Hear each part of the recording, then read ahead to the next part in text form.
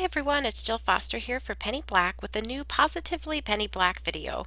And during these difficult times, we are committed to bringing our followers positive messages of inspiration, of crafty distraction, and sharing. So let's go ahead and get started with today's card. Here you can take a look at the card that we'll be creating.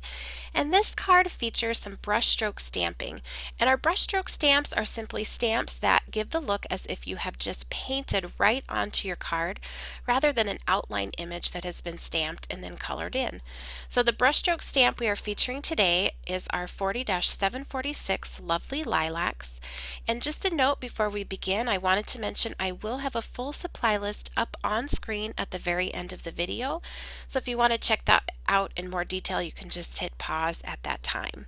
So I have a few tips for you today as we are making this card, and the first is when you are stamping with our brushstroke stamps, don't be afraid to try different papers. I am finding that I am really liking Bristol Smooth paper for stamping with these brushstroke stamps because it gives me time to do some blending after I've stamped and some marker work after I have stamped. So to begin, I'm coloring directly onto my stamp using Arteza Real Brush pens. These are a water-based marker and the tip of them is just like a paintbrush, which allows you to get in and add color to different details and using different colors. This technique will work with any of your favorite water-based markers. So if you have distress markers or Tombow dual brush pens, you can definitely give it a try with those, your Zig markers. And I started with a little bit of a darker color, pinkish color down at the bottom and moved up into more of a lavender color up at the top. And then I'm going to go in with an even darker sort of bluish color just to differentiate a few of those petals. Now I can take my time while I'm coloring this because once I mist this with water, it's going to reactivate those inks that or that marker ink that we have colored onto the stamp.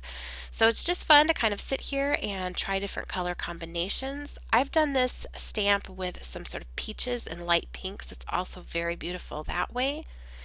And I'm going in here just on the few pieces or parts of the stem and coloring that in and the centers of the flowers. Then I am just going to mist this with water pretty generously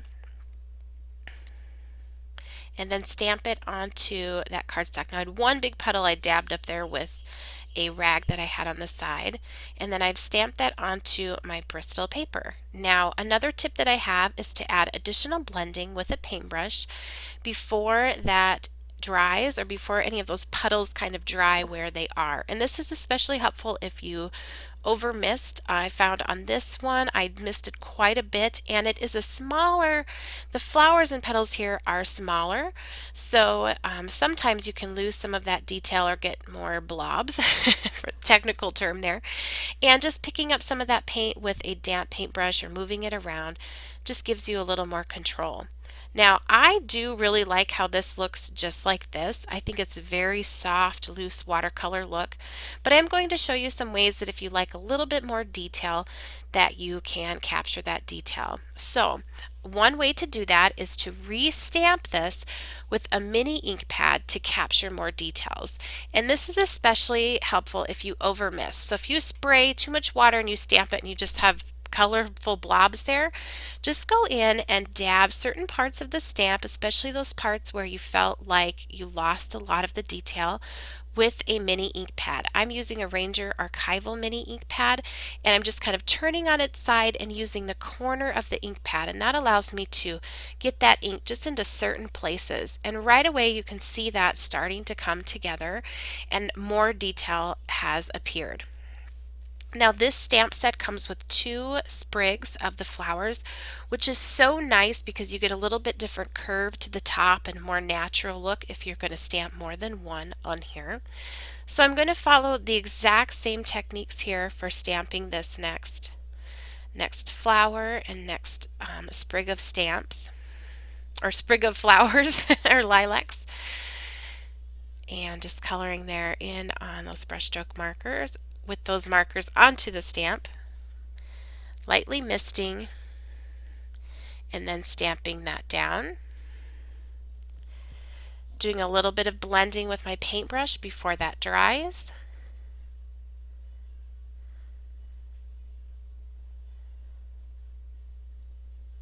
Then I'm going to make sure that's dry. I'm going to dry that with my heat gun before I go back and add more detail with my ink pad stamping. And that is because if it's still wet and still damp and still blobby ink there and you try and add more detail, it's just going to continue to be blobby. So you want to be sure that your paper is dry and your stamp is cleaned off and dry, and then again just using the corner of that ink pad to ink that up, and you can see that detail really sharpening up on the image on this page.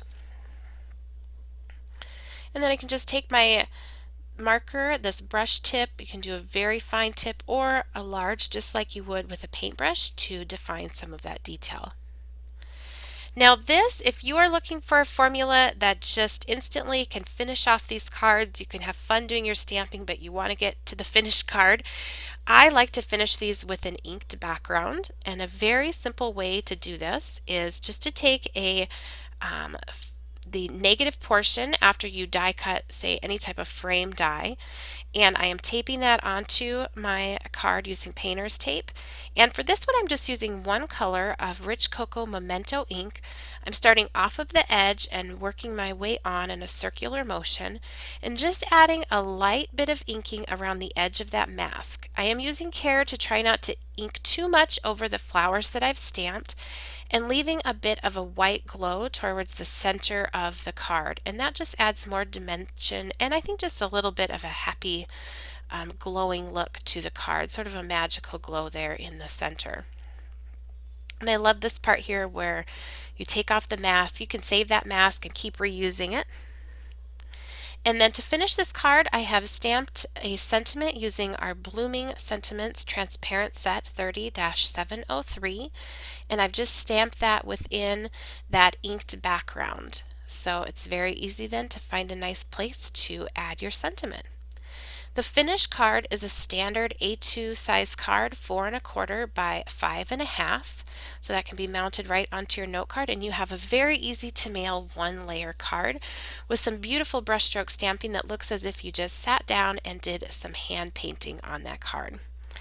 I hope you enjoyed today's video. If you did, please be sure to give it a thumbs up and subscribe to our channel, and also hit that bell so you'll be notified each time we post a new video. I have some more brushstroke stamping videos coming your way very soon.